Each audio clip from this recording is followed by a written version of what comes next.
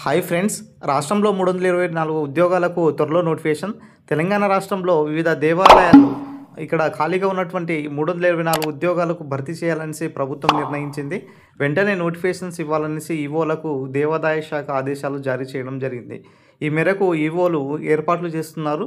త్వరలోనే ఆలయాల వారీగా రిక్రూట్మెంట్కు నోటిఫికేషన్ వెలువడుతుందనేసి ఇక్కడ ఇవ్వడం జరిగింది.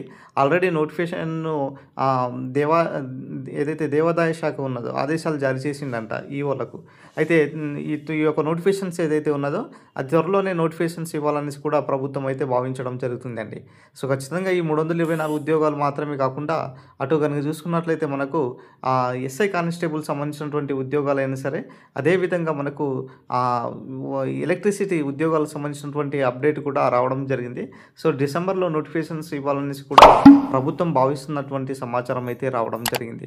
సో ఇంకో విషయం ఏంటిదంటే మరి డిఏఓ సంబంధించినటువంటి ఉద్యోగాలైనా సరే, తర్వాత వచ్చేసి ఎఫ్బిఓ సంబంధించినటువంటి ఉద్యోగాలైనా సరే, ఇవన్నీ కూడా త్వరలోనే నోటిఫికేషన్స్ రానున్నది. అదేవిధంగా మనకు ఇంకొకటి అప్డేట్ ఏంటిదంటే జీపీఓ సంబంధించినటువంటి నోటిఫికేషన్స్ గురించి అడుగుతున్నారు. జీపీఓ నోటిఫికేషన్స్ అనేది ఉండకపోవచ్చు. అయితే మరొక శాఖ నుంచి ఉద్యోగాల నుంచి వచ్చే అవకాశం ఉన్నటువంటి ఏదైతే శాఖ ఉన్నదంటే అది మనకు దేవాదాయ శాఖ అనేసి ఇక్కడ ఇవ్వడం జరిగింది సార్.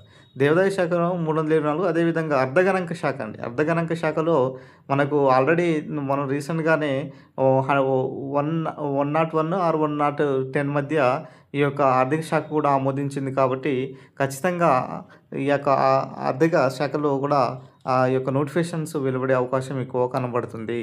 ఏదైనా సరే తెలంగాణలో మరోసారి ఈ యొక్క నోటిఫికేషన్స్ భర్తీ చేయాలనేసి ప్రభుత్వం అయితే భావించడం జరుగుతుంది.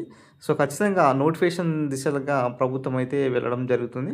సో ఓయూ వేదికగా ఈసారి ఈ యొక్క ప్రకటన ఉండబోతుంది అనేసి కూడా చాలామంది చెప్తున్నారు. కాబట్టి సో ఈ యొక్క డిసెంబర్ 9న జరగబోయేటటువంటి ఏదైతే సోనియా గాంధీ బర్త్డే ఏదైతే ఉన్నదో సో దానికోసం 1000 కళ్ళతో ఎదురు చూస్తున్నారు. నిరుద్యోగులకు ఏమైనా గుడ్ న్యూస్ చెప్పబోతున్నారా అనేసి. అయితే ఇప్పటికే కాంగ్రెస్ ప్రభుత్వం అధికారంలో వచ్చి దాదాపుగా 2.5 years అయిపోయినా కూడా ఇప్పటి వరకు నోటిఫికేషన్స్ అంటే ఇవ్వలేదు. సో కానీ ఈ లాస్ట్ ఏదైతే టైం ఉన్నదో ఇవి చాలా కీలక ప్లే చేస్తుందన్నమాట. ఎందుకంటే ఇప్పటి వరకు కాంగ్రెస్ గురించి వ్యతిరేకత ఎక్కువతే ఉన్నది. అంటే నోటిఫికేషన్స్ లేనందున వ్యతిరేకత వస్తుంది. కాబట్టి మళ్ళీ జాబ్ క్యాలెండర్ ప్రకటించాలన్న ఉద్దేశంతో నిరుద్యోగుల నుంచి ఒక డిమాండ్ అయితే వినిపిస్తుంది. సో ఏదేదైనా సరే ప్రభుత్వం ఏం అనేసి భావిస్తుందో తెలియదులే, కానీ నోటిఫికేషన్స్ను వెంటనే ఇవ్వాలనేసి ప్రభుత్వానికి నిరుద్యోగులు ప్రధాన ఎత్తున డిమాండ్ చేయడం జరుగుతుంది. సో అశోక్ నగర్లో అయినా సరే, అటు దిల్సుఖ్ నగర్లో అయినా సరే చాలామంది నిరుద్యోగులకు ఇప్పటికి కూడా మరి నోటిఫికేషన్స్ ఇవ్వాలనేసి చాలామంది ధర్నాలు కూడా చేయడం జరుగుతుంది. సో ఈ నేపథ్యంలో ప్రభుత్వము మరి త్వరలో అంటున్నారులే, కానీ మరి స్థానిక ఎలక్షన్స్ అయిపోయినమ్మటే దీనికి సంబంధించినటువంటి నోటిఫికేషన్స్ ఇవ్వాలనేసి కూడా భావించేటటువంటి సమాచారం. కానీ ప్రభుత్వం ఇచ్చేటటువంటి నోటిఫికేషన్స్ ఏదైతే ఉన్నాయో అవి నెక్స్ట్ ఏదైతే కాంగ్రెస్ ప్రభుత్వాన్ని డిసైడ్ చేస్తుందండి. ఎందుకంటే ఇప్పటికే నిరుద్యోగుల నుంచి చాలా వ్యతిరేకత వచ్చింది. దాదాపుగా 2.5 yearsలో ఒక నోటిఫికేషన్స్ అంటే 10,000 వరకు వేసారనుకోండి, 1,00,000 ఉద్యోగాలు అనేసి చెప్పి ఇప్పటి వరకు మరి నోటిఫికేషన్స్ ఇవ్వలేనందున ఇప్పటి నుంచే ఈ యొక్క కాంగ్రెస్కి అనేది వ్యతిరేకత వస్తుంది. సో ప్రభుత్వం గుర్తించి మరి దీనికి సంబంధించినటువంటి ఖాళీల వివరాల సేకరణ కోసం శాంతికుమారి గారి నేతృత్వంలో కమిటీని కూడా వేయడం జరిగింది.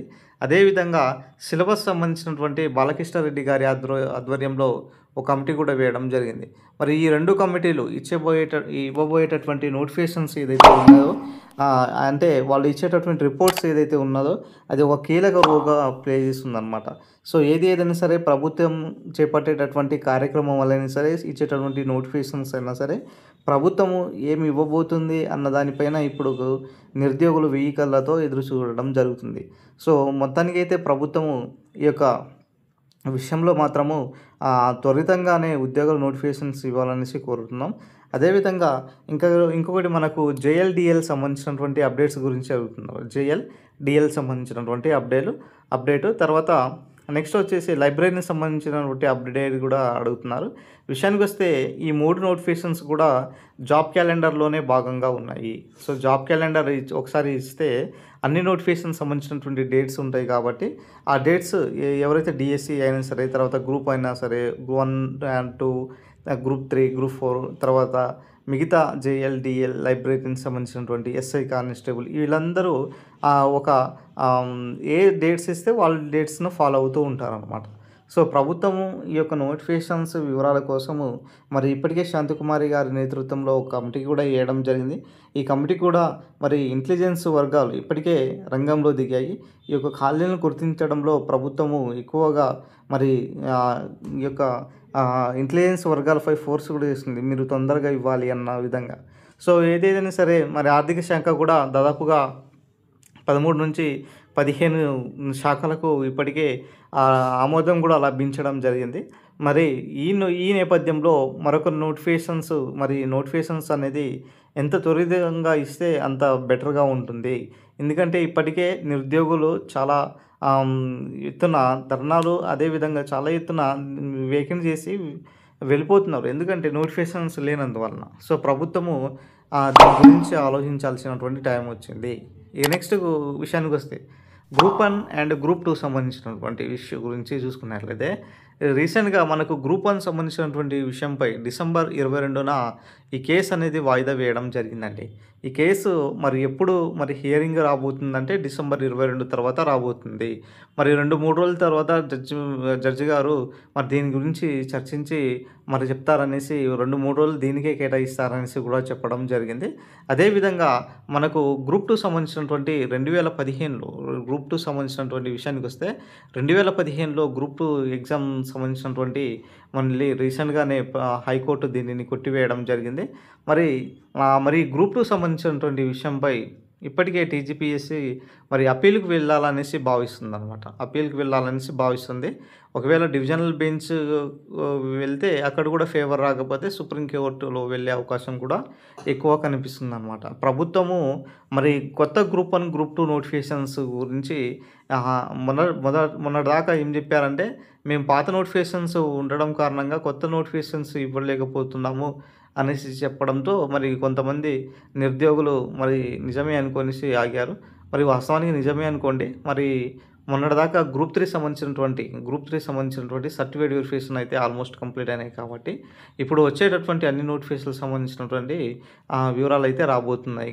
ఏదైనా సరే ప్రభుత్వము గ్రూప్ 1, గ్రూప్ 2, గ్రూప్ 3 నోటిఫికేషన్స్ ఇస్తే చాలా ఎత్తున నిరుద్యోగులు ప్రిపరేషన్‌లో ఉంటారు. మరి ప్రభుత్వం మరి ఏం ఆలోచిస్తుందన్న దానిపైన ఇప్పుడు ఉన్నదనమాట. సో, ఏదైనా సరే ప్రభుత్వం నోటిఫికేషన్స్ ఇవ్వాలనేసి కోరుకుంటున్నాం. సో, ఇదే ఈరోజు సంబంధించినటువంటి రాష్ట్రంలో 324 ఉద్యోగాలకు సంబంధించినటువంటి సమాచారం. ఇంకో విషయం ఏంటిదంటే సార్, ఫ్రీ మెంటర్‌షిప్ ప్రోగ్రామ్ ఒకటి కండక్ట్ చేస్తున్నామండి. ఫ్రీ మెంటర్‌షిప్ ప్రోగ్రామ్ ఒకటి కండక్ట్ చేస్తున్నాం కదా! ఫ్రీ మెంటర్‌షిప్ ప్రోగ్రామ్‌లో మై హబ్ ఛానల్ మాదే ఛానల్ అది. సో, దాంట్లో అన్ని క్లాసెస్ ఈ సబ్జెక్ట్ వైస్‌గా కరెంట్ అఫైర్స్, పాలిటీ సంబంధించినటువంటి క్లాసెస్ అన్నీ, జాగ్రఫీ సంబంధించినటువంటి క్లాసెస్ అన్నీ, తర్వాత హిస్టరీ సంబంధించినటువంటి క్లాసెస్ అన్నీ, తర్వాత వచ్చేసి మనకు సైన్స్ అండ్ టెక్నాలజీ సంబంధించినటువంటి కరెంట్ అఫైర్స్ అన్నీ, తర్వాత వచ్చేసి మిగతా సంబంధించినటువంటి ఇంగ్లీష్ అయినా సరే, తర్వాత రీజనింగ్ అయినా సరే, తెలంగాణ ఉద్యమం అయినా సరే, ఎకానమీ అయినా సరే, సో, ఇవన్నీ కూడా ఆ క్లాసెస్ అనేది మై హబ్ ఛానల్‌లో చెప్తాము. మిగతా సంబంధించినటువంటి కరెంట్ అప్డేట్స్ ఏదైతే ఉన్నాయో అవన్నీ కూడా మా ఛానల్‌లో చెప్తాను. అంటే కరెంట్ అఫైర్స్ అంటే తర్వాత ఎకానమీ కరెంట్ అఫైర్స్, తర్వాత జాగ్రఫీ కరెంట్ అఫైర్స్, తర్వాత science and technology current affairs ఇవన్నీ కూడా ఇక్కడ చెప్పడం జరుగుతుందండి ఈ మా ఛానల్‌లో. సో, ఇంట్రెస్టెడ్ క్యాండిడేట్స్ ఎవరైతే ఉన్నారో సో, మీరు జాయిన్ అవ్వండి. ఖచ్చితంగా మేము అన్నీ సంబంధించినటువంటి పీడిఎఫ్స్ కూడా అన్నీ గ్రూప్స్‌లోనే ప్రొవైడ్ చేస్తాము. సో, ఇంట్రెస్టెడ్ క్యాండిడేట్స్ జాయిన్ అవ్వండి. సో, ఏదైనా సరే ఫ్రీ మెంటర్‌షిప్ ప్రోగ్రామ్ అనేది అన్నీ సంబంధించినటువంటి క్లాసెస్ ఉంటాయి, పీడిఎఫ్స్ ఉంటాయి.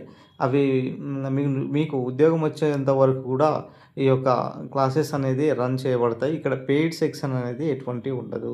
కాబట్టి నిరుద్యోగులు ఇక్కడ గమనించాల్సినటువంటి విషయం ఏంటిదంటే, మేమిచ్చేటటువంటి క్లాసెస్‌ను గనుక మీరు ఖచ్చితంగా ఫాలో అవుతే, వచ్చేటటువంటి నోటిఫికేషన్‌లో మీరు ఖచ్చితంగా విజేతలవుతారు. సో, ఎందుకంటే గతంలో అనుభవాలు బట్టి previous explanation previous question paper explanation బట్టి అదేవిధంగా మరి ఎగ్జామినేషన్‌లో ఎగ్జామినర్ ఏం అడగబోతున్నారు అన్న దానిపై ఊహించి ఈ యొక్క డిజైన్ చేయడం జరిగిందండి. దీన్ని గనుక మంచిగా యూటిలైజ్ చేసుకుంటే మంచిగా యూజ్‌ఫుల్ అవుతుంది. సో, ఇది ఈరోజు సంబంధించినటువంటి ఓవరాల్ అప్డేట్. సో, వీడియో నచ్చిన లైక్ చేయండి, షేర్ చేయండి, సబ్స్క్రైబ్ చేసుకోండి సార్.